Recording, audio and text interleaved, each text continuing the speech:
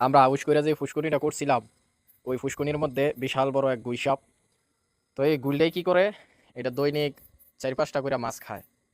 তো একটা মাছের দাম পড়ছে গিয়া, বর্তমানে একটা মাছের দাম আছে 100 টাকা। তো যদি দৈনিক 4টা মাছ খায়, তাইলে এই গুইলটায় দৈনিক 400 টাকার মাছ খেয়ালায়। তো অনেকদিন ধরে তাওয়াইতাছি যে এটা মারমু মারমু, কিন্তু মারতারি না। একদিন দেখলে চল পাই না, আরেকদিন দেখলে এটা পাই না হিটা পাই না। তো একদিন গিয়া চলো সামনে পাইছি, এটারও পাইছি, নৌকাতে গিয়া দিলাম এক গাই। আল্লাহর নামে গাই দিয়ে একবারে ডাইরেক্ট লই আইছি। এরপরে গুড়াকার আজমিয়া গেছে গা দেখবার লাগা। তো দেখতাছে সবাই, দেখতাছে তামা দেখতাছে। এন্দা মোবারক আয়া কইতাছে, কয় ভাই মোবাইলটা তো পাইছি, অনে মোবাইলটা কি করতাম? আমি কই না, মোবাইল যে এটা থুইয়া রাখ, ফোন দিলে পরে দিয়া লাইছি। এরপরে এন্দা বাইজিদ মিয়ায়, আমার সহকারী ছিল, সে নৌকা ভর দিছে। যদি নৌকা না বাইতো তাইলে আমি অবশ্যই চল দিয়ে এটা মারতে পারতাম না। তো জাহাঙ্গীরে কি করছে, জাহাঙ্গীরে আইয়া কইতাছে, কয় বাতিজা তোরা তো এটা মারছস, শেষ পর্যায়ে আমি একটু চেষ্টা করি এটার একবারে শেষ ফিনিশিং করে দিই। তো কি করতেছে, ইট লইয়া এটার মাথার মধ্যে ইক্কা দিব।